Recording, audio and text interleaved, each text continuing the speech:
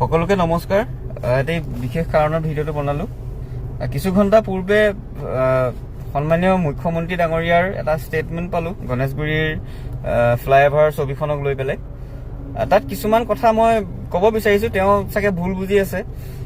যেনেকে ছবিখন জুবিনদাৰ দৰে হৈছে নে নাই, আৰু মই SFI নেকি, এনেকুৱা ধৰণৰ কিছুমান কথা ওলাইছে।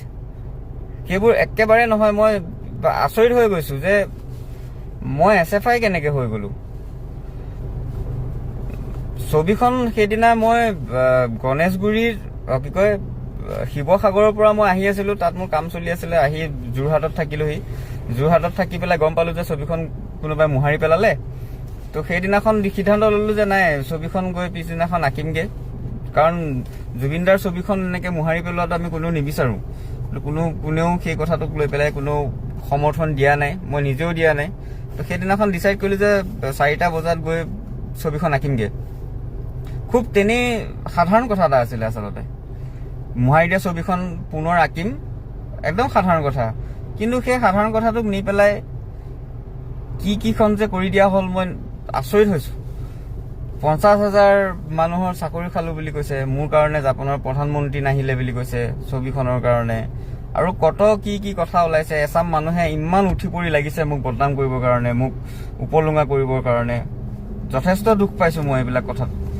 আৰু অসমৰ দৰে ঠাইত, যিখন ঠাইত শিল্পক ইমান শ্ৰদ্ধা কৰে, ইমান মৰম দিয়ে, তেনে এখন ঠাইত আজি হঠাৎ এচাম মানুহে এই ধৰণৰ কথা কৈ উপলুঙা কৰাটো এইটো অতিকৈ দুৰ্ভাগ্যজনক।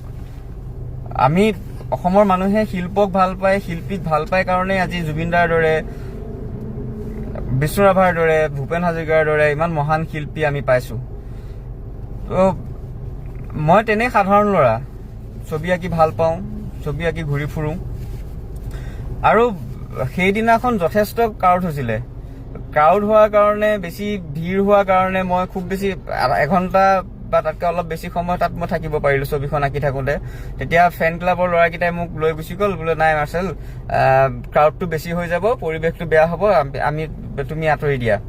তো সেইকাৰণে মই গুচি গ'লো, ছবিখন সম্পূৰ্ণ কৰিব নাপালো। একদম খুব সাধাৰণ কথা আছিলে। সেই কথাটোক লৈ পেলাই ইমান মোক কি সজাই দিয়া নাই, ৰঙৰ মিস্ত্ৰী বুলি কৈ পেলাই অপলুঙা কৰিলে। আৰু এই কথাটোক মই ৰঙৰ মিস্ত্ৰীৰ ক্ষেত্ৰত মই এটা কথা ক'ব বিচাৰিছো যে তেওঁ ৰঙৰ মিস্ত্ৰীয়ে হওক বা হাজিৰা কৰক বা ৰিক্সা চালকে হওক, তেওঁ সৰু কাম কৰে বুলি যিটো উপলুঙা কৰাৰ যিটো মেণ্টেলিটি, এই মেণ্টেলিটিটোক মই তীব্ৰ গৰিহণা দিছো। আৰু মই নিজকে ৰং মিস্ত্ৰী বুলি ক'বলৈ লাজ নকৰো, মোৰ ৰং মিস্ত্ৰী বুলি ক'লেও মোৰ কোনো সমস্যা নাই। কিন্তু সৰু কাম কৰিছে বুলি যিটো ঠাট্টা কৰা যিটো মেণ্টেলিটি, এই মেণ্টেলিটিটোক মই তীব্ৰ গৰিহণা জনাইছো। এনেকুৱা মানসিকতা থাকিব নাপায়। আৰু মই এটা কথা কওঁ যে আমাৰ সন্মানীয় মুখ্যমন্ত্ৰী ডাঙৰীয়াক মই ক'ব বিচাৰিছো, আপুনি মোক ভুলকে বুজি আছে। মই কোনো SFI নহয়। মই না আগতে কেতিয়াবা SFI আছিলো, না এতিয়া হয়, না আগলৈ হ'ম। মই কোনো SFI নহয়। মই একদম মুক্ত মনৰ মানুহ, স্বাধীন চেতিয়া মানুহ, এনেকেই থাকি ভাল পাওঁ। আৰু আপুনি চাগে চে গুয়েভাৰাৰ টুপিটো পিন্ধাৰ কাৰণে SFI বুলি চাগে ভাবিছে। মই চে গুয়েভাৰাক ভাল পাওঁ কাৰণে এই টুপিটো পিন্ধিছো। আৰু তেখেতক ভাল পোৱা বিভিন্ন কাৰণ আছে। তেখেতক মই প্ৰথম ভাল পাওঁ যে তেখেত এজন সাংঘাতিক প্ৰেমিক আছিলে। তেখেত যদি প্ৰেমিক নহ'লহেঁতেন, তেখেতে চাগে সেই সাধাৰণ মানুহৰ কাৰণে ইমান ডাঙৰ এখন সংগ্ৰাম নকৰিলেহেঁতেন। তো সেই প্ৰেমৰ প্ৰতীক হিচাপে মই এই টুপিটো সদায় পিন্ধো, আৰু সেই ধৰণে সদায় পিন্ধিম। আৰু এই ক্ষেত্ৰত আপুনি মোক আকৌ এবাৰ কৈছো, আপুনি মোক ভুলকে বুজিছে। মই কোনো SFI নহয়, কোনো সংগঠনৰে মানুহ মই নহয়। আৰু আজিলৈকে কোনো দল সংগঠনক মই কেতিয়াও অপেনলি ছাপোৰ্ট কৰা নাই। আৰু এটা কথা কওঁ, সেইদিনাখন প্ৰটেষ্টত বিভিন্ন মানুহ আহিছে। সেইদিনাখন কোনোবা বেলেগ ক'ৰ দল সংগঠনৰ মানুহ আহি ওলাইছেহি, মই সেইবোৰ নাজানো। আৰু কোনোবা আহিব পাৰে, সেইটো ইমানো ডাঙৰ কথা বুলিও মই নাভাবো। কোনোবা কংগ্ৰেছৰ মানুহ আহিব পাৰে, BJP মানুহো আহিব পাৰে, AJP আহিব পাৰে, কাৰণ জুবিন দাক সকলো মানুহে ভাল পায়। তো আহিব পাৰে। এতিয়া আৰু সেইটোক লৈ পেলাই আপোনালোকে মোক জাজ নকৰিব। মোৰ তাৰ লগত কোনো সম্পৰ্ক নাই। মই সেইদিনাখন এটা ভিডিঅ' দিছো, এটা মেছেজ দিছো যে ছবিখন পুনৰ আঁকিম, আপোনালোকে সহায় কৰক। আৰু সেইখন সময়ত ইমান যে মানুহ আহিব মই ভাবিয়ে পোৱা নাছিলো। কথাটো আকৌ এবাৰ কৈছো, খুব তেনেই সাধাৰণ কথা আছিলে আৰু কথাটো ইমান বেছি দীঘলীয়া আপোনালোকে যাতে নকৰে মই তাকে অনুৰোধ কৰিছো। জুবিনদাৰ ছবি আমাক শান্তি আঁকিব দিয়ক। আমি কেতিয়াও বেয়া ইম্পেক্ট পেলাব চেষ্টা কৰা নাই। জুবিনদাই যি ভাল পাইছিলে, জুবিনদাই যি আদৰ্শৰ কথা কৈছিলে, আমি সেই ধৰণে সেই আদৰ্শ, সেই চিন্তাধাৰাক বুকুত লৈ পেলাই আমি এখন ধুনীয়া জুবিনদাৰ মৰমৰ অসম গঢ়াৰ আমি সপোন দেখিছো। তেওঁৰ সপোন আমি সেই ধৰণে আমি পূৰণ কৰিম সেই বুলি মই বিশ্বাস কৰো। আৰু ইয়াত মোৰ ক'ব লগা সিমানেই আৰু ভৰলুৰ কথাটো মই এটা ক'ব খুজিম যে ভৰলুৰ কথাটো তেনেই সাধাৰণ আছিলে যে গছ কাটিছে, গছৰ কাৰণে প্ৰতিবাদ, গছ নেকাটিব বুলি প্ৰতিবাদ কৰিছো। আৰু তাতো বিভিন্ন মানুহ আহিছিলে, ইয়াত যেনেকে মানুহ আহিছে তাতো তেনেকে মানুহ আহিছে। আৰু জুবিনদা নিজেও দীঘলী পুখুৰীত আহিছিলে গছ কটাৰ বিৰোধ কৰিবলৈ। আৰু গছ কটাটো কোনো মানুহে ভাল নাপায়, ময়ো তাক সমৰ্থন কেতিয়াও নজনাও। গতিকে এইটো খুব সাধাৰণ কথা আছিলে। মই বুজি নাপাওঁ কথাবোৰ নি পেলাই ক'ত পোৱাইগে, কি কৰি দিয়েগে, আচৰিত লাগিছে। আকৌ এবাৰ কৈছো যে আপুনি মোক ভুল বুজি আছে। মই কোনো SFI নহয়, কোনো দল সংগঠনৰ লগত মোৰ কোনো সম্পৰ্ক নাই।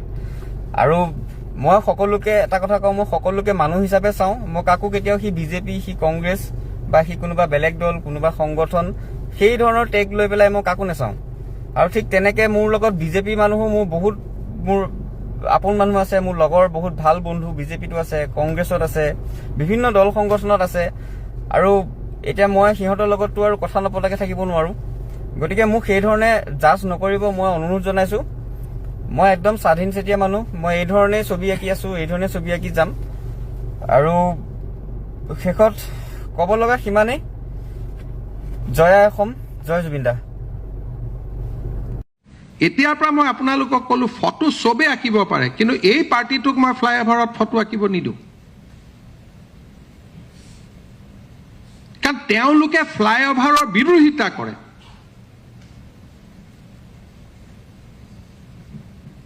জুবিনৰ ফটো কোনে আঁকিব? জুবিনৰ ফাউণ্ডেশ্যন আছে, এপ্ৰুভ ল'ব, অনুমতি ল'ব। এইটো জবৰদস্তি আঁকা নহয়। জুবিনৰ ফটো আঁকিব কোনে মানা কৰিব? কিন্তু প্ৰক্ৰিয়া এটা থাকিব নে নাই, চাব লাগিব নে নাই কোনোবা এইখন জুবিনৰ ফটো হৈছে নে নাই হোৱা। তাৰ মানে গোটেই অসমখনক চবেই ভাবে যে ছ'চিয়েল মিডিয়া, ইনষ্টাগ্ৰামত হুলস্থুল কৰি দিম আৰু জবৰদস্তি কৰিম। এইটোতো নহয়। মই মনে মনে সিদিনাখন কিয় আছিলো? সিদিনাখনো মই গোটেইখিনিক খেদিলোহেঁতেন। মই জাপানৰ প্ৰধানমন্ত্ৰী আহিব বুলিয়ে মনে মনে থাকিলো। নহ'লে পিছত মই ভাল এজন আৰ্টিষ্ট, নীলপৱন বৰুৱাৰ দৰে কোনোবা এজন আৰ্টিষ্টক মাতি আনি আমি সেইটোৱে প্ৰস্তাৱ দিছিলো যে বাবা তুমি নাআঁকিবা। পুলিচে তেওঁক কি কৈছিল, ষ্টেটমেণ্ট ল'ব যে তুমি নাআঁকিবা, আমি এজন ভাল আৰ্টিষ্টৰ হতুৱাই জুবিনৰ ফটোখন ইয়াত আঁকিম। তেওঁ কোন হয় ফটো আঁকিব? গতিকে মই সব ডিচিক অৰ্ডাৰ দি দিছো, সব SPক অৰ্ডাৰ দি দিছো, এই পাৰ্টিটোৱে যদি ফ্লাইঅভাৰত ফটো উঠে দে উইল বি এৰেষ্টেড। কাৰণ এওঁলোক হ'ল SFI। আৰু য'ত ত'ত গৈ পেলাই ফটোৰ ওপৰত চে গুৱেভাৰা বনাই দিয়ে। ভাই চে গুৱেভাৰা কোন হয়? মইতো কিউবাত গৈছো, তাত আটাইতকৈ দেখিছো, কিউবাৰ কথা ষ্টাডি কৰিছো, আটাইতকৈ ড্ৰাগছৰ ব্যৱসায় তাত হয়। আমাৰ লগত চে গুৱেভাৰাৰ অসমৰ মাটি, পানী, বায়ুৰ লগত কি সম্পৰ্ক আছে? কোন হয়? অসমত যদি বিপ্লৱী বুলি ফটো আঁকে তে পৰেশ বৰুৱাৰ আঁকক। মই চিৰিয়াছলি কৈছো ভাই, সংগ্ৰামটো কৰি আছে আজি 30 বছৰ। ভাল বেয়া বেলেগ কথা, আজিতো পৰিয়ালৰ পৰা দূৰত থাকিতো কৰি আছে। যদি আঁকিব লাগে পৰাগ দাসৰ আঁকক।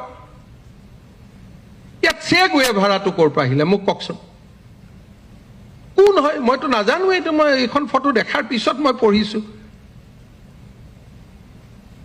কিউবাত কিবা কৰি আছে, কি কৰিছে, কি কৰা নাই, তাতে এখন ষ্টেট কোনো মানে তাত মানুহ যাব নোৱাৰে। ইণ্ডিয়ান এম্বেচি এটা সোলাৰ পাৱাৰ লগাই চলি থাকে, লাইট নাই, ৰাস্তা নাই, পানী নাই। সেইখন ৰাজ্যৰ লগত, দেশৰ লগত অসমৰ তুলনা হ'ব নেকি? ফটোৱা গাম্ভীৰ্যপূৰ্ণভাৱে যে আজি আমি এইখন ফ্লাইঅভাৰত অমুকৰ ফটো আঁকিম, জিলা আয়ুক্তই অনুমতি দিব। অসম চাৰু কাৰু কলা আমাৰ নিকেতন আছে, সুন্দৰ কৰি তাৰ ষ্টুডেণ্ট যাব, ধুনীয়াকৈ ফটো আঁকিব, কোনখন ফটো আঁকিব গৰিমা আগতে চহী কৰি দিব যে এইখন ফটো জুবিন গাৰ্গৰ ফটো হ'ব। তেনেকে এখন শৃংখলিত প্ৰদেশ কেনেকে চলে মোক কওকচোন? ডিচিপ্লিন ষ্টেট এখন কেনেকে চলে? তেনেকেইতো চলে। ইয়াতে ভৰলু মুখত ফ্লাইঅভাৰখন হ'ব নিদিয়ে, গছ কাটা। দীঘিলী পুখুৰীত ফ্লাইঅভাৰখন হ'ব নিদিয়ে, গছ কাটা। ফ্লাইঅভাৰ হোৱাৰ পিছত এই পাৰ্টিটোৱে গৈ কয় মোক ফটো আঁকা জেগাখন দে। তো কেনেকে হ'ব পাৰে ভাই? হয় বিৰোধিতা কৰ, নহ'লে ফটো আঁক। গতিকে মই সব ডিচি আৰু এছ পিক কৈ দিছো যে এওঁলোকে যদি জুবিন গাৰ্গৰ ফটো আঁকিব খোজে ডিচি আঁকিব ফটোখন, কিন্তু এই পাৰ্টিটো কি নাম, এই SFI পাৰ্টিটোক আমি ফটো আঁকিব নিদিওঁ। নহ'লে তেওঁলোকে আগত ফ্লাইঅভাৰখনক সমৰ্থন কৰিব লাগিব যে আমি উৰণীয়া সেতু নিৰ্মাণক সমৰ্থন কৰোঁ কাৰণ আমি ফটো আঁকিম। তেতিয়া তেওঁলোকক আমি গেলাৰী স্পেচ এটা দি দিম যে যিমান ফটো আঁক আঁক, কিন্তু চে গুৱেভাৰা ষ্টাইলত নহয়। বিষ্ণু ৰাভা জ্যোতিপ্ৰসাদৰ যেনেকে ফটো হয় জুবিন গাৰ্গৰ ফটো তেনেকে আঁকক। বিষ্ণু ৰাভা জ্যোতিপ্ৰসাদ ভূপেন হাজৰিকাৰ যেনেকে ফটো হয় ফটোখন তেনেকে আঁকক যাতে ব্যক্তিজনে উপযুক্ত সন্মান পায়। এনেকেতো নহয়। আৰু প্ৰত্যেক কথাত যিবিলাকে ভাবে যে হিমন্ত বিশ্ব শৰ্মাই ভয় খায়, সিদিনাখনো মই ধৰিলোহেঁতেন। মই ভয়ত আছিলো যে ধৰিলে জাপানৰ প্ৰধানমন্ত্ৰীৰ ভিজিটটোত গণ্ডগোল হ'ব। কিন্তু ভয় খোৱা লাইন আমাৰ লগত নাই। তেওঁলোকে 200 আহিলে বিজেপিৰ 3000 আহিলেহেঁতেন। এনি টাইম বিজেপিৰ সংখ্যা বেছি। তেওঁলোকে 500 আনিলে আমি 50,000 মানুহ একে চুটত লৈ অহাৰ পৰা আমাৰ শক্তি আছে। গতিকে সেইকাৰণে আমাৰ নীৰৱতাবিলাকক কোনেও দুৰ্বলতা বুলি ভাবিব নালাগে। মই ষ্টেটখনৰ কথা বহুত ভাবোঁ। জাপানৰ প্ৰধানমন্ত্ৰীজন আঁতৰি যোৱাটো এইটো বহুত মানে মই অন্তৰত মানি নোলোৱা এটা ঘটনা ঘটি আছে। আৰু ফটোখন কোনে মুচিছিল? কেনেকে ধুনীয়াকৈ নেৰেটিভ বনাই ল'লে চৰকাৰে ফটোখন মুচাৰ পিছত।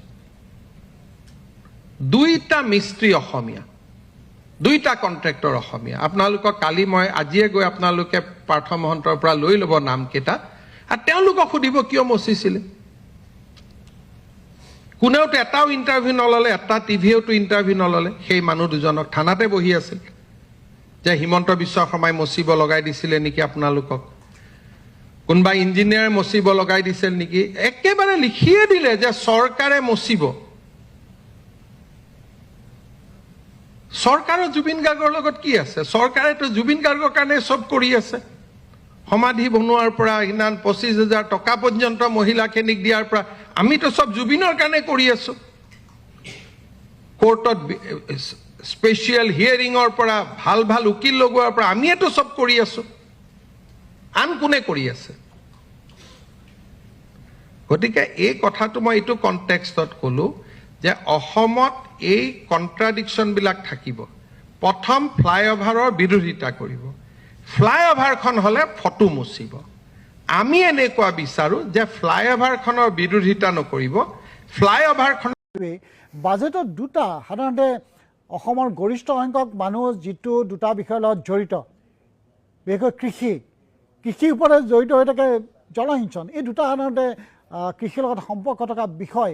কিন্তু বাজেটত দেখা গ'ল যে কৃষিৰ ক্ষেত্ৰত আটাইতকৈ গুৰুত্বপূৰ্ণ বিষয়টো হ'ল কৃষিৰ ক্ষেত্ৰত কিন্তু বাজেটত কিন্তু নিমাত কোনো স্পষ্ট বক্তব্য কিন্তু অসমৰ কৃষিজীৱী ৰাইজৰ স্বাৰ্থত বা কৃষকৰ স্বাৰ্থত বা কৃষিৰ উন্নয়নৰ ক্ষেত্ৰত কিন্তু বাজেট কোনো ধৰণৰ পৰিকল্পনা বা কোনো ধৰণৰ তেওঁলোকৰ প্ৰকল্পৰ ক্ষেত্ৰত কিন্তু কোনো ধৰণৰ স্পষ্ট মতামত কিন্তু বাজেটে দিয়া নাই।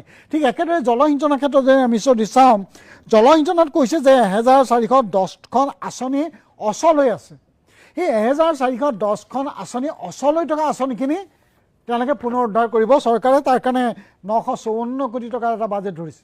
গতিকে এই গোটেই বিষয়টো মই ভাবোঁ যে যিহেতু বিদ্যুৎ কুমাৰ শইকীয়া আপুনিও এই কথাবিলাক লক্ষ্য ৰাখে, আপুনি কি ভাবে অসমৰ জলসিঞ্চনৰ ক্ষেত্ৰত আৰু কৃষিৰ ক্ষেত্ৰত বাজেটে কিমান গুৰুত্ব দিছে, বা এই গোটেই প্ৰসংগত চৰকাৰে ইতিমধ্যে কোনটো পৰ্যায়লৈকে কাম কৰিছে, আপুনি কি ভাবে?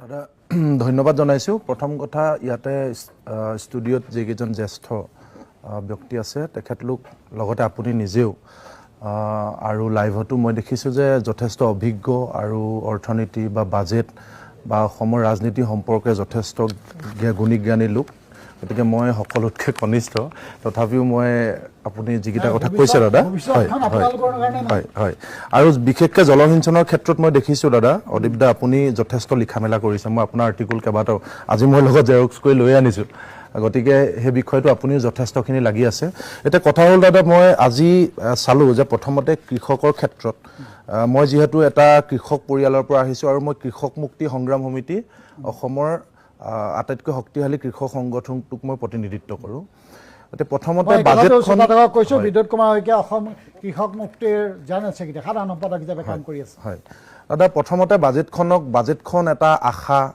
কাৰণ যোৱা সময়খিনিতো আমি দেখিছোঁ যে এই চৰকাৰখনে 100তকৈ বেছি আসন বহু সমালোচনা বিভিন্ন বিষয় থকাৰ পাছতো অসমৰ ৰাইজে মেচিভ মেণ্ডেট তেওঁলোকক দিলে 102খন আসন 102খন নকৰা 102খন আসন তেখেতলোকক দিছে চেঞ্চুৰী মাৰি শাসন কৰিছে আৰু সেই শাসন যে তেওঁলোকে যে ভোট পাইছে তাৰ কাৰণে আচলতে তেখেতলোকে বহু মানুহক সপোন দেখুৱাইছে বহু প্ৰতিশ্ৰুতি দিছে সেই প্ৰতিশ্ৰুতিবিলাক কেনেকেনো ফুটি উঠিছেনে নাই বাজেটখনত খুব হেঁপাহেৰে ৰৈ আছিলোঁ আৰু ৰাতিপুৱা আজি বাজেটখনলৈ চাই যিটো দেখিলোঁ যে অসম এখন কৃষি প্ৰধান ৰাজ্য য'ত 80% লোক ডাইৰেক্ট বা ইনডাইৰেক্টকৈ কৃষিৰ লগত জড়িত গতিকে এই ৰাজ্যখনত মূল বিষয়টো হ'ব লাগিছিলে কৃষকসকলক লৈ বাজেটখনত মূল বিষয়টো হ'ব লাগিছিলে কৃষকসকলক উপকৃত কৰিব পৰাকৈ কি আঁচনি থাকিব কিন্তু প্ৰথমতে চালোঁ যে যোৱা সময়খিনিত কৃষকৰ উৎপাদিত ফচল দাম নাপায় যি ধৰণে পেলাই দিব লগা হৈছে কৃষকে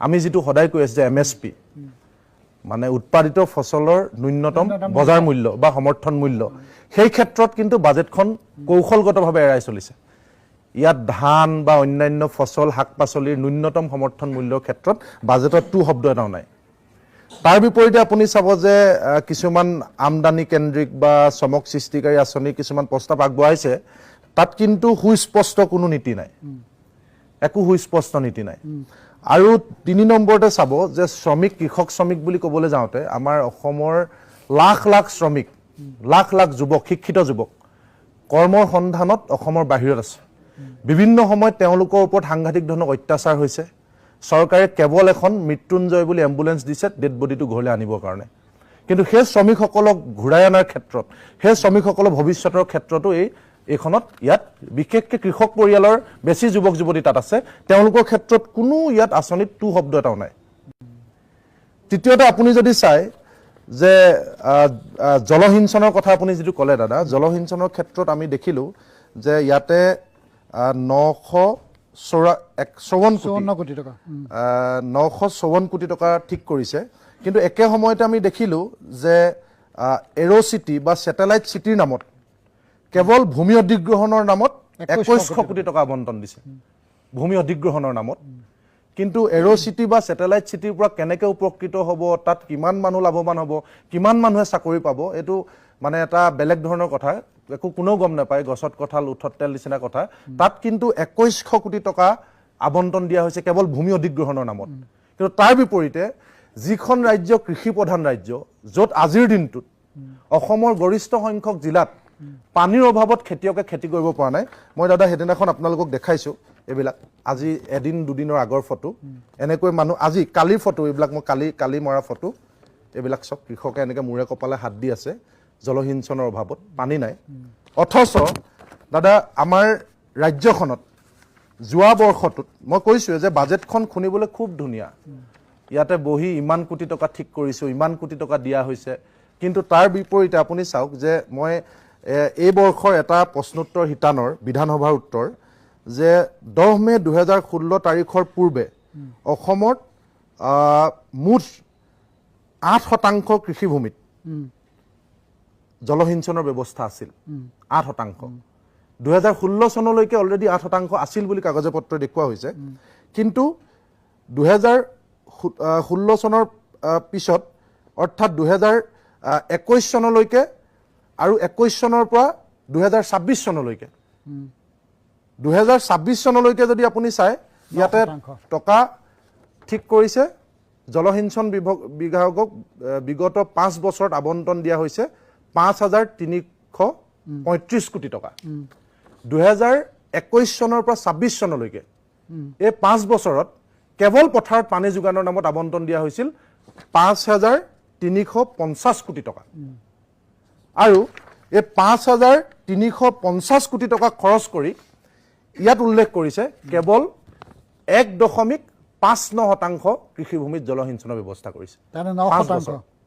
হয় কেৱল মূল কৃষি মাটিৰ কৃষি উপযোগী মাটিৰ হয়। 9% খালি জলসিঞ্চন। 9.59%।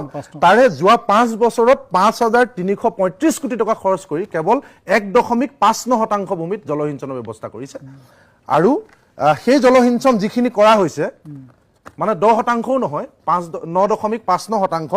তাৰে মই আপোনালোকক দেখাইছো তাৰে এইটো এটা প্ৰকল্প আমাৰ গোলাঘাটৰ এইটো দাদা এই প্ৰকল্পটো চাওক কচুৱনি লতা আজি এদিনৰ আগত 5,350 কোটি টকা এটা প্ৰকল্প আৰু মই দুটামান দাদা প্ৰকল্প ইয়াতে আছে মই দেখাইছো এই প্ৰকল্পকেইটা চাওক ডিব্ৰুগড় ৰঙিয়া মৰিগাঁৱৰ এই প্ৰকল্পবিলাক এনেকৈ কৰবাত যদি পাইপডাল উঘাল খাই আছে কৰবাত টিংখন উভতি আছে কৰবাত মেচিনটো হাউলি আছে কৰবাত নদীতে হাউলি পৰিছে ডিপাৰ্টমেণ্টৰ ক্ষেত্ৰত কোনো ধৰণৰ কোনো গুৰুত্ব নাই কোনো গুৰুত্ব নাই দাদা আজিৰ দিনটোত এই ধৰণে আপুনি চাওক দাদা অসমত কি নাই আপুনি এই যে কথাখিনি ক'বলৈ কৈ আছে তেওঁলোকে অসমত কি নাই অসম এখন নদী প্ৰধান ৰাজ্য অসমৰ প্ৰতিবিলাক নদীত 12 মাহে পানী থাকে তাৰ পাছত সেই নদীৰ পৰা যিটো মানে ফ্লো ইৰিগেশ্যন প্ৰজেক্ট বুলি কয় যে নদীৰ পৰা পানী নি দিব লাগে সেইটো কৰিব নোৱাৰে অসমত ইমান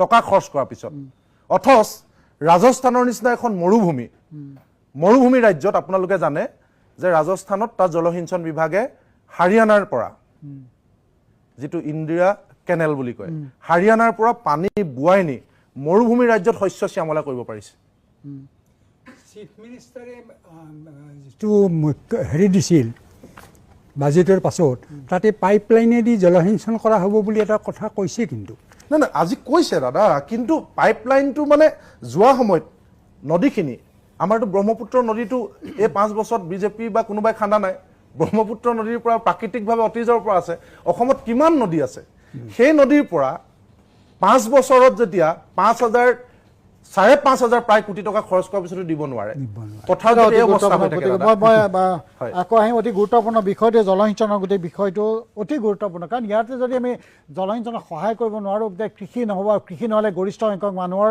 জনমূৰীয়াই প্ৰকৃত যদি চৰকাৰে ক'ব যাওক জনমূৰীয়াই 1,85,000 জনমূৰীয়াই কিন্তু প্ৰকৃতাৰ্থত এইটো অসমত যিমান মানুহ আছে তাৰ মুঠ যিটো ফাণ্ড আহিব সেইটোৰ ওপৰত ভিত্তি কৰি আমি হয়তো 1,85,000 ক'ব পাৰোঁ কিন্তু সাধাৰণ কৃষক এজনৰ জনমূৰীয়া কিমান অৱস্থা কিমান তেওঁলোক সাধাৰণ কৃষক এজনৰ অৱস্থা 15,000 টকাতকৈ তলত সেই কথাবিলাক কিন্তু আমি আলোচনাত নাহোঁ আৰু এই কথাবিলাক সাধাৰণতে বাজেটত মুকলিকৈ আলোচনা কৰা উচিত কাৰণ বাজেটখন অসমৰ উন্নয়নৰ স্বাৰ্থত মই ভূটান অৰুণাচলৰ পৰা পাইপেৰে পানী আহি পেলাই ইৰিগেশ্যন কৰিব মই দুটামান কথা আপোনাৰ পৰা জানিব বিচাৰিছোঁ প্ৰথম কথা হ'ল কি নামনি অসমৰ যিকেইখন নদী ভূটানৰ পৰা আহিছে সেইকেইখন নদীত পানী নাথাকে শুকান আমি যিমান দেখিবলৈ পাওঁ যেতিয়া বাৰিষা আহে ভূটানত যেতিয়া বৰষুণ হয় ভূটানৰ পৰা পানী আহে খুব বেছিকৈ ঢল আহে কিন্তু বাকী সময়ত কিন্তু এই পুঠিমাৰী বা গোটেইকেইখন নদী যদি চায় কিন্তু তেওঁলোকৰ শুকান থাকে ওজন মানে বাকীখিনি যদি আমি চাওঁ অৰুণাচলৰ পৰা যিখিনি নদী সেইখিনি অসমৰ নদী সেই ওপৰৰ পৰা পাইপলাইন দি আনিব নালাগে এই নদীখিনি যিখিনি নদী আহে যিমানকেইখন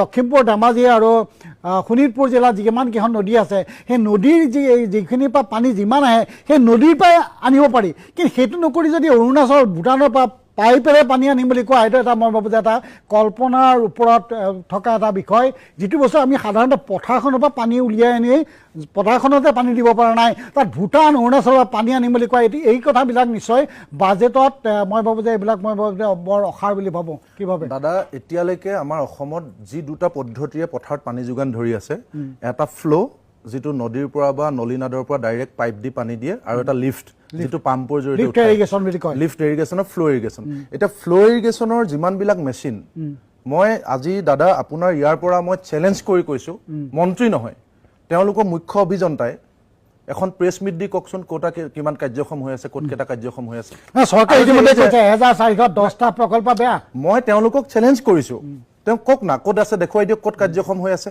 1 মাহ চলাব নোৱাৰে তেওঁলোকৰ অব্যৱস্থাপনা এই যে নদীৰ পৰা আমাৰ আপুনি যেনেকৈ ক'লে অসম নদী প্ৰধান ৰাজ্য ইয়াত চমক সৃষ্টিকাৰী শুনিবলৈ ভাল লগা শব্দ কৈ লাভ নাই নহয় এতিয়া মই চালো উচ্চ চাপ যুক্ত পাইপলাইন বিতৰণ নেটৱৰ্ক নামটো শুনিবলৈ ধুনীয়া আপুনি মোক কওক এইটো কিমান বিজ্ঞানসন্মত কি সাৰ্ভে কৰা হৈছে কাৰ পৰামৰ্শ লোৱা হৈছে আমি জানো যে অসমখন নদী কেন্দ্ৰিক আৰু মৌচুমী জলবায়ু নিৰ্ভৰ খেতি পথাৰ ব্যৱস্থাত ইয়াত গোটেই ধৰক আপোনাৰ ভূতাত্ত্বিক পৰিৱেশৰ মাজতে জলসিঞ্চন ব্যৱস্থা কিমান দিন চলিব কি হ'ব কোনো সাৰ্ভে নকৰাকে অথচ যিটো আমাৰ কাষতে নদী লাগি আছে মোৰ গোলাঘাটত ধনচিৰি কোনোদিন নুহুকায় দয়াং কোনোদিন নুহুকায় মক্ৰং নদী কোনোদিন নুহুকায় ব্ৰহ্মপুত্ৰৰ পৰা গোটেইখিনি কানেক্ট হৈ থকা আমাৰ নদী ব্যৱস্থা এইটো কিয় নকৰে এক দাদা আৰু দ্বিতীয় কথাটো হৈছে এই যে মই আৰু এটা কথা ক'লো দাদা যে যিটো মই এটা কথাত নতুন প্ৰজন্ম হিচাপে মই কিন্তু দাদা এই যে বাহিৰৰ পৰা কোম্পানী আনিব তেওঁলোকক মাটি দিব খেতিয়কৰ মাটি কাঢ়ি ল'ব কোটি কোটি টকা বাজেটত তেওঁলোকক দিব ৰাজসাহায্য দিব তেওঁলোক মালিক হ'ব আমি লেবাৰ হৈ থাকিম এই কথাটোত কিন্তু মোৰ অন্তত মই কেতিয়াও নাভাবো যে আমাৰ ইয়াতে কৃষি প্ৰধান ৰাজ্য এখনত ইমান সম্ভাৱনা আছে সৌ সিদিনা আপুনি দেখিলে যে আমাৰ গোলাঘাটত হাজাৰ হাজাৰ কুইণ্টল বিলাহী পেলাই দিলে বিলাহী কৃষকসকলে মূৰৰ ঘাম মাটিত পেলায় নিজৰ গাঁঠিৰ ধন ভাঙি বিলাহী উৎপাদন কৰে সেই বিলাহীখিনি কিনি লৈ চচ বনোৱা উদ্যোগ এটা বনাব নোৱাৰিলে যোৱা 10 বছৰত অথচ এজন সিনিয়ৰ বিধায়কে হাতত চচৰ টেমালৈ বিধানসভাত ক'ব লগা হৈছে শাসকীয় দলৰ যেটো চচ বনাব নোৱাৰিলে বিলাহী এটকাও নাপায় পেলাই দিছে এইটো 100 গ্ৰামৰ দাম 80 টকা ভাবকচোন দাদা আজি টেঙাক লৈ কোল্ড ড্ৰিংকছ বনোৱা এইবিলাক ক্ষুদ্ৰ উদ্যোগ আৰু এটা কথা দাদা এই গোটেই কথাখিনি কৰিবৰ কাৰণে আপুনি যদি তেওঁলোকৰ উদ্যোগ নীতিটো চাই উদ্যোগ নীতিটো কি যে এজন ছাত্ৰক যেতিয়া আমি স্কুলত পঢ়িবলৈ পঠাও তেখেতলোকে প্ৰথম এলপি স্কুল পঢ়িব তাৰপিছত এমই স্কুল পঢ়াব তাৰপিছত হাই স্কুল তাৰপিছত কলেজ গতিকে আমাৰ নতুন যিসকল ইয়ং নতুন প্ৰজন্ম তেওঁলোকক যদি উদ্যোগিক ক্ষেত্ৰত আগবঢ়াই দিবলৈ হয় তেওঁলোকৰ প্ৰাথমিক কাম কাজখিনি ইয়াত কোনো নীতি নাই ডাইৰেক্ট কলেজৰ কোৰ্সটো দি দিছে সেই কলেজৰ কোৰ্সটোত আমাৰ কোনে পাৰিব দাদা কিয় নোৱাৰে গোটেই বিষয়টো যথেষ্ট গুৰুত্বপূৰ্ণ বহুত কৰিবলগীয়া আছে তথাপি নমস্কাৰ কালি অখিল গগৈয়ে বিধানসভাৰ সন্মুখত এটা প্ৰতিবাদ কৰিলে আৰু প্ৰতিবাদটো কৰাৰ পিছত একাংশ বাম উকিল জপিয়াই পৰিছে এই বাম উকিলসকলৰ কথাটো হ'ল যে অখিল গগৈয়ে প্ৰকৃতি বিৰোধী কাম কৰিছে ব্ৰইলাৰ মুৰ্গী ওলোমাই এতিয়া মই বিগত কিছুদিন ধৰি অখিল গগৈৰ সমালোচক হিচাপে আছো আৰু অখিল গগৈয়ে বিগত 5টা বছৰে কোনো আন্দোলন কৰা নাছিল জনগণৰ কোনো সমস্যাৰ ক্ষেত্ৰত মাত মতা নাছিল মাত্ৰ বিধানসভাত হকে বিহকে কিছুমান তৰ্ক কৰি কিছুমান কাম কৰি যিবিলাক তেওঁ বিতৰ্ক সৃষ্টি কৰিছিলে তেনেকুৱা কিছুমান কাম কৰিছিলে কিন্তু জনগণৰ যিবিলাক সমস্যা খাদ্য বস্ত্ৰ বাসস্থানৰ সমস্যা পট্টাহীনতাৰ সমস্যা জলসিঞ্চনৰ সমস্যা উচ্ছেদৰ সমস্যা এইবিলাক লৈ অখিল গগৈয়ে বিশেষ আন্দোলন কৰা নাছিল তো সেইটো মই সমালোচনা কৰিছিলোঁ এজন সংগ্ৰামী ব্যক্তি হিচাপে অখিল গগৈৰ আন্দোলন যদি নকৰে অখিল গগৈৰ প্ৰাসংগিকতা লাহে লাহে হেৰাই যাব আৰু একাংশই অখিল গগৈক নানা ধৰণৰ কুৎসা ৰটনাৰে তাচ্ছিল্যৰে ভৰাই পেলাব সেনেকুৱা পৰিৱেশ সৃষ্টি হ'ব আৰু হ'বলৈ আৰম্ভ কৰিছে কালি প্ৰথমটো আন্দোলন কৰিলে আৰু সেই আন্দোলনে সমগ্ৰ অসমত এক আশাৰ সঞ্চাৰ কৰিছে যে তেওঁলোকৰ কথা ক'বলৈ আকৌ কোনোবা এজনে আৰম্ভ কৰিছে তো এনে এটা অৱস্থাত আজি সেই কথাটোৰ পিছত সেই আন্দোলনটোৰ পিছত একাংশ বাম উকিল জপিয়াই পৰিছে সেই বাম উকিলসকলে বোলে প্ৰকৃতি বিৰোধী কাম কৰিছে অখিলে বোলে জীৱ বিৰোধী কাম কৰিছে এনে বহুত কথা অভিযোগ আনিবলৈ আৰম্ভ কৰিলে এইসকল বাম উকিলে জানেনে যে পশ্চিমবংগৰ পৰা এই যে ট্ৰাকে যিবিলাক ব্ৰইলাৰ মুৰ্গী আহে সেইবিলাকক কেনেকৈ আনে কেনেকুৱা ধৰণে তেওঁলোকক শাস্তি দি আনে সেই কথাটো তেওঁলোকে জানেনে শ্ৰীৰামপুৰ গেটত বা ৰাস্তাত আহোঁতে কিমান মুৰ্গী হেঁচাত মৰি যায় তেওঁলোকে জানেনে কিমান পোৱালিৰ মৃত্যু হয় তেওঁলোকে জানেনে আৰু তেওঁলোকে কৈছে বাম উকিলসকলে কৈছে যে অখিল গগৈয়ে বোলে কোনোবা মুৰ্গী বেপাৰীৰ নিচিনা কাম কৰিলে অৰ্থাৎ মুৰ্গী বেপাৰীসকলে দৈনিক ৰাস্তাত সেই ধৰণেতো চাইকেলত ওলোমাই নিয়ে আছে ঠেলাত ওলোমাই নিয়ে আছে সেইবিলাক হ'লে এওঁলোকে নেদেখে সেইটো হ'লে এওঁলোকে নেদেখে যেতিয়া এটা আন্দোলন কৰিলে হক কথাত লৈ 2টা মুৰ্গী ওলোমাই তেতিয়াহ'লে তেওঁলোকে ইমান নিকৃষ্ট কথা কৈছে যে অখিল গগৈ পুত্ৰক বোলে তেনেকৈ ওলোমাই ল'ব লাগে হেই নিকৃষ্টতাৰ এটা মান থাকিব লাগে ইমান নিকৃষ্ট কথা ক'ব পাৰে নেকি নিজৰ পুত্ৰক ওলোমাই লোৱাৰ কথা ব্ৰইলাৰ মুৰ্গী মানুহে খাবলৈ পোহে ব্ৰইলাৰ মুৰ্গী মাৰিবলৈ পোহে। ব্ৰইলাৰৰ বেলেগ অন্য একো কাম নাই। লোকেল মুৰ্গী এটাও কণী পাৰে, লোকেল মুৰ্গী এটাৰো কাম আছে। কিন্তু ব্ৰইলাৰ মুৰ্গী কেৱল খাবৰ কাৰণে, কেৱল ডিঙি কাটিবৰ কাৰণে, কেৱল মুচৰি মাৰিবৰ কাৰণে, কেৱল কিবা হাতুৰীয়া মাৰিবৰ কাৰণে ব্ৰইলাৰ মুৰ্গী খেতি কৰা হয়। এইটো খেতি হয়। তো সেই ব্ৰইলাৰ মুৰ্গীটোক লৈ পেলাই এতিয়া এইসকল বামুকিলে পূৰা একদম মানে TRP সৃষ্টি কৰিছে। পূৰা একদম এনেকুৱা ধৰণে তেওঁলোকক যেন টিভিত কথা কোৱা মানুহ অন্য কোনো নাই। নিকৃষ্ট, চূড়ান্ত নিকৃষ্ট এই ধৰণৰ কাম কৰাৰ কাৰণেই আচলতে আন্দোলন নাইকিয়া হৈছে। আন্দোলন নাইকিয়া হোৱাৰ কাৰণে চৰকাৰে যি মন যায় তাকে কৰিছে। বস্তুৰ মূল্য বৃদ্ধি কৰিছে, বস্তুৰ ভেজাল কৰিছে, বস্তুৰ বিভিন্ন প্ৰকাৰে নাটনি কৰিছে। গেছৰ গৈ 300 টকাৰ পৰা আজি গৈ 1200 টকা হ'ল। আজি যি কমাৰ্চিয়েল চিলিণ্ডাৰৰ দাম কিমান হ'ল? এইসকল বামুকিলে খবৰ ৰাখিছেনে? এইসকল বামুকিলে খবৰ ৰাখিছেনে? শ্ৰীৰামপুৰ গেটত যদি এটা কণীত 3 টকাকৈ লয়, তেতিয়াহ'লে কণীৰ কিমান দাম বাঢ়িছে? ইয়াত যদি সেই 3 টকাটো নথকাকৈ হয়, ইয়াত 3 টকা কমত পাব। অৰ্থাৎ 10 টকা কণীটো 7 টকাত পালেহেঁতেন, 7 টকা কণীটো ইয়াত 5 টকাত পালেহেঁতেন, 4 টকাত পালেহেঁতেন। তো এই যি আন্দোলন, সেই আন্দোলনটোৰ মূল কথাটোক বাদ দি এটা অদৰকাৰী কথাত বিতৰ্ক সৃষ্টি কৰিছে। কিন্তু আমি কওঁ যে অখিল গগৈ আন্দোলন কৰিবই লাগিব। অখিল গগৈ আন্দোলন কৰিব এইকাৰণেই লাগিব যে জনসাধাৰণে কিন্তু সঁচাকৈ বৰ জ্বলা যন্ত্ৰণা পাই আছে। জনসাধাৰণে নিজৰ অধিকাৰক লৈ ব্যাপকভাৱে আচলতে হতাশগ্ৰস্ত হৈ পৰিছে। খোৱা পিন্ধাৰ সমস্যাৰ সৃষ্টি হৈছে, ব্যাপক মূল্যবৃদ্ধিৰ সৃষ্টি হৈছে। ফলস্বৰূপে মানুহে খাব নোৱাৰা অৱস্থাৰ সৃষ্টি হৈছে। কেৱল মাত্ৰ বিনামূলীয়া চাউলকেইটা দিয়াৰ কাৰণে 83 লাখ মানুহে ভাতকেইটা, কেৱল সুদা ভাতকেইটা খাই আছে, দাইল অকণ কিনি খাব পৰা নাই। এই কথাবিলাক এই বামুকিলকেইজনে মনত নাই তেওঁলোকে অখিল গগৈ আক্ৰমণ কৰিবলৈ আহিছে, আন্দোলন এটা কৰিছে ইমান 5 বছৰৰ পিছত। তাৰ পিছত কি কৰিছে তেওঁলোকে? তাৰ প্ৰতিবাদ কৰাৰ নামত চৰকাৰক আচলতে সুবিধা কৰি দিছে। সেয়েহে এই বামুকিলসকলৰ কথা কেতিয়াও শুনা উচিত নহয়। মানুহে বামুকিলসকলৰ পৰিচয় চিনি পোৱা উচিত। এওঁলোক কাৰ এজেণ্ট হৈ কাম কৰিছে এওঁলোকে জনা উচিত। কাৰণ এওঁলোক প্ৰকৃতিপ্ৰেমী নহয়। এওঁলোক প্ৰকৃতিপ্ৰেমী হ'লে প্ৰকৃতিক যে বলি দিয়ে, এই কামাখ্যাত যে বলি দিয়ে, মহ বলি দিয়ে, কিবা ছাগলী বলি দিয়ে, ঘাঁহ বলি দিয়ে, পাৰ বলি দিয়ে, বেলেগ বেলেগ বলি দিয়ে, সেই বলিবিলাকৰ তেওঁলোকে বিৰোধিতা কৰিলেহেঁতেন। তেওঁলোকে কুৰবানীৰ বিৰোধিতা কৰিলেহেঁতেন। তেওঁলোকে সেইবোৰ বিৰোধিতা কৰা নাই। তেওঁলোকে কি বিৰোধিতা কৰিছে? যে প্ৰতিবাদৰ নামত 2টা ব্ৰইলাৰ মুৰ্গী ওলোমাই অনাটো তেওঁলোকৰ কাৰণে বৰ প্ৰকৃতি বিৰোধী কাম হ'ল। ধিক্কাৰ জনাইছোঁ এই মানসিকতাক, ধিক্কাৰ জনাইছোঁ এনেকুৱা কথাৰ জৰিয়তে আচলতে মূল সমস্যাক তল পেলোৱাৰ মানসিকতাক। ধন্যবাদ।